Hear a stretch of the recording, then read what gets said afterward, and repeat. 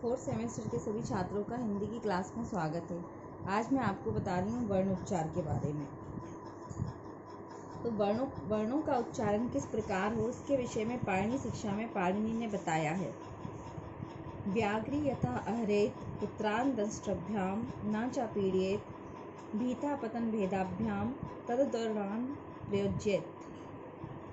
अर्थात जिस प्रकार बाघिन अपने बच्चों को मुंह में लेकर चलते समय इस बात का ध्यान रखती है कि ना तो बच्चों को दांत चुभें और ना ही वह मुंह से गिर पड़ें, इसी प्रकार वर्णों का उच्चारण करते समय उनका स्थान आदि ठीक हो और स्पष्ट स्वरित हो, किंतु ऐसा ना हो कि अक्षर मुंह के अंदर ही रह जाएं या फिर बाहर गिरे हुए दिखाई पड़ें।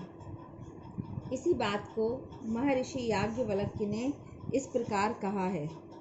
मधुरम चाना चाव्यक्तम चापि न पीड़ितम सा नाथस्य के देशस्य न वर्णः सक्राम गतः यथा सुमत्तो नागेन्द्रः पदात् पदम निधापेत एवं पदम पदाधंत दर्शनीयम पृथक पृथक। अर्थात वर्णों का उच्चारण मधुर हो तथा व्यक्त स्पष्ट हो, व्यक्त होते हुए भी अन्य वर्णों से प्रभावित ना हो।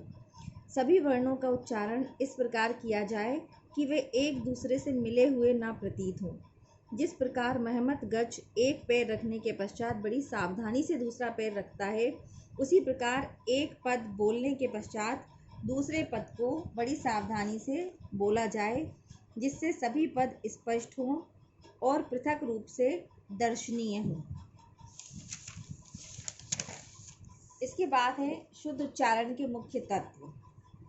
तो शुद्ध उच्चारण के मुख्य तत्व में पहला है ध्वनि व्यवस्था, दूसरा बल, तीसरा लय, चौथा स्वराघात, पांचवा गति और छठा है विराम।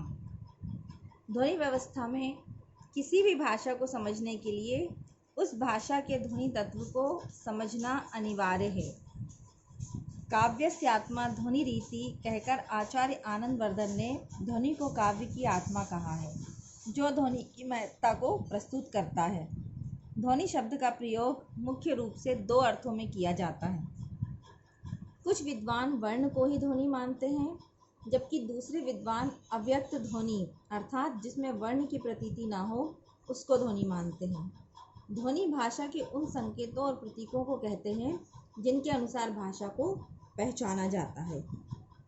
तो ध्वनियों की प्रतीति वर्णों के साथ ही होती है, अतः वर्ण और ध्वनि दोनों को भाषा की इकाई माना जाता है। फिर ध्वनि यंत्र का जो चित्र है वो हमने आपको बताया था। ध्वनि यंत्र के चित्र में पहले तो ध्वनि यंत्र के चित्र में पूरा श्वास नली, स्वरतंत्री, कंठ पिटक, कंठ, जीवा, मूल्य, भोजन नलिका, जीवा, अभिकाकल, दांत, काकल, मुख विवर, ओष्ठ, नासिका, वत्स, मूर्धा, तालु, नासिका विवर, स्वर विवर, ये सब हमने आपको बताए थे। तो वो चित्र पहले बनवा दिया गया था, तो वही चित्र है।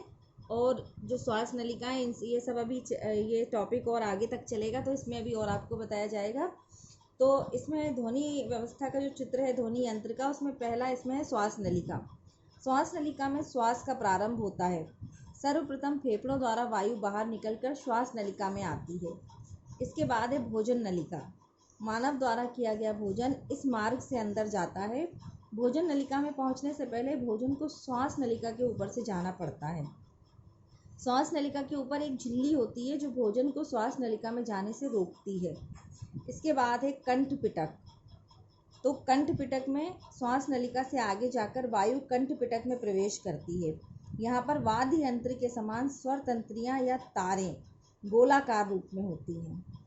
तो इस वीडियो में इतना ही। अभी ये टॉपिक और आगे तक चलेगा, तो बाकी इसमें और आगे बताएंगे आपको स्वर तंत्रियाँ, अभी काकल, मुख विवर, नासिका विवर, कंठ के बारे में आगे के वीडियो में बताएंगे। इस वीडियो में इतना है।